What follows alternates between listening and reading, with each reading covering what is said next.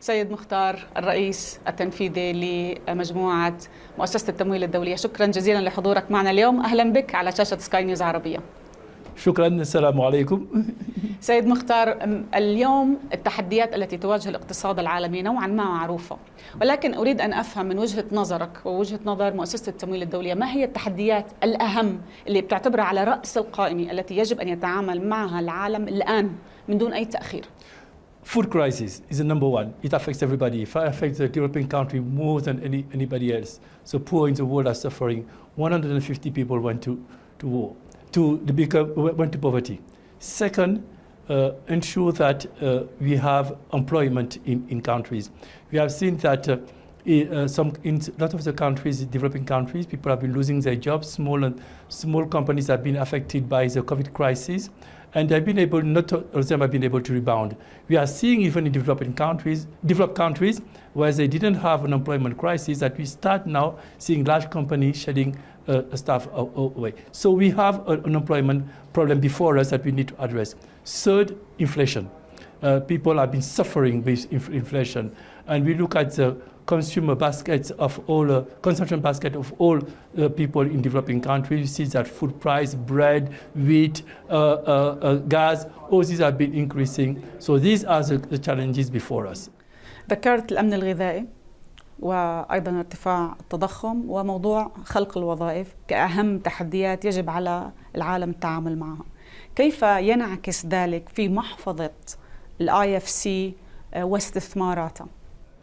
We have created a $6 billion platform for food security because we realize that we need to move fast and bring resources for people to invest in the food sector. This platform allows us to bring projects to our board very quickly and to be financed very quickly. More recently, we have invested actually last week in Bangladesh in the rice sector. That's what kind of thing we'll be doing.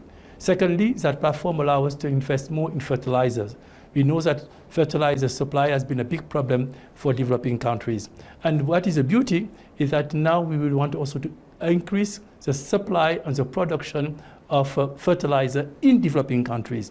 We are working with Morocco in Africa, we're working with Senegal, we're working with Togo, working with all these countries to increase quickly their supplies. But we want to do it in a sustainable way. We want to ensure that now we're using a very sustainable supply chain, but especially using green energy to produce. But for job, which is the most important thing for everybody, we are investing in SMEs.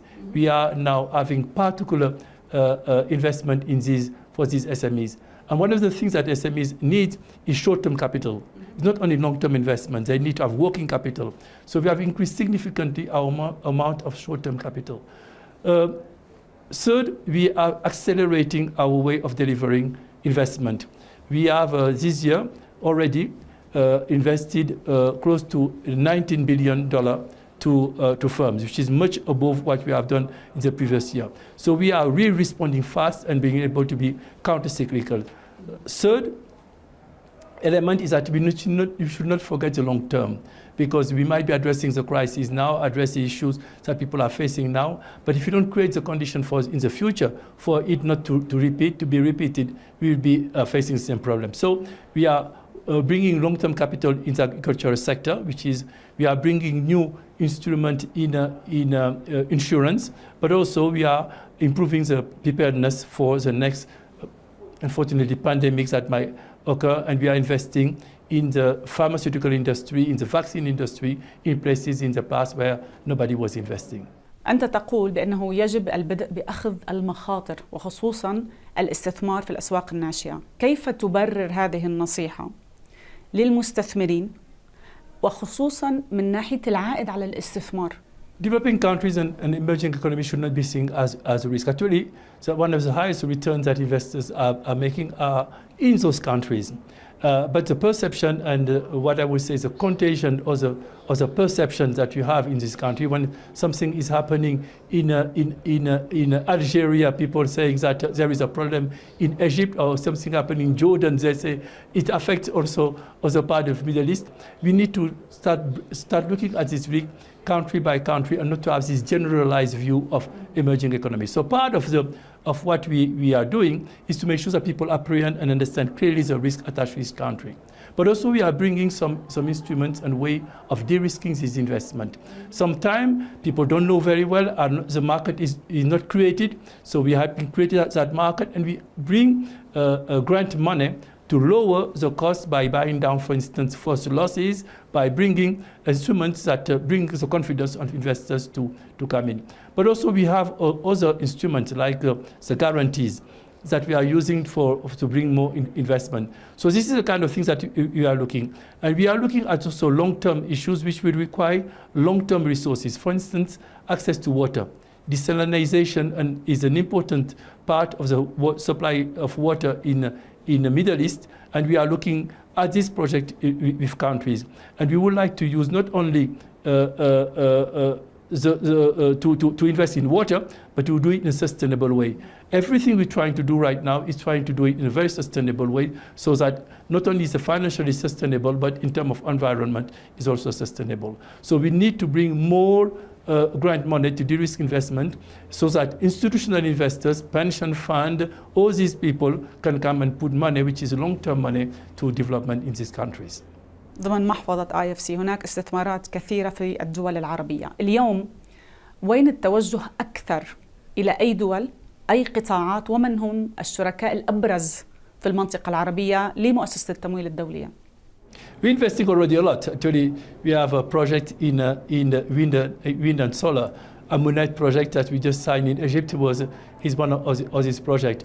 We are working also in Morocco. We are discussing with authorities in Jordan about a large desalination project. And we are also looking at the youth. We realized that there were not enough venture capital going in the Middle East. So we have created a $225 million initiative which will cover Africa and Middle East to target venture capital in the region. And we also are focusing on women.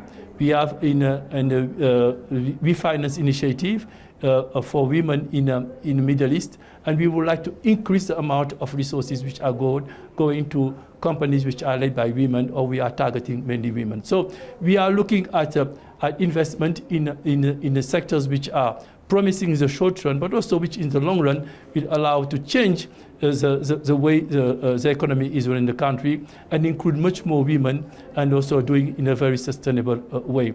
We believe that climate change offer a lot of opportunities of investment in the solar. You know that sun is available in Middle East, so, and people want to produce green hydrogen. So we have an opportunity to invest in those sector. Wind energy is another one. Fertilizer is another one. So we have a certain number of sectors that we are looking at very closely, and which are giving promising opportunity to invest. We are partnering the last year and a half. There is a particular emphasis to work with GCCs.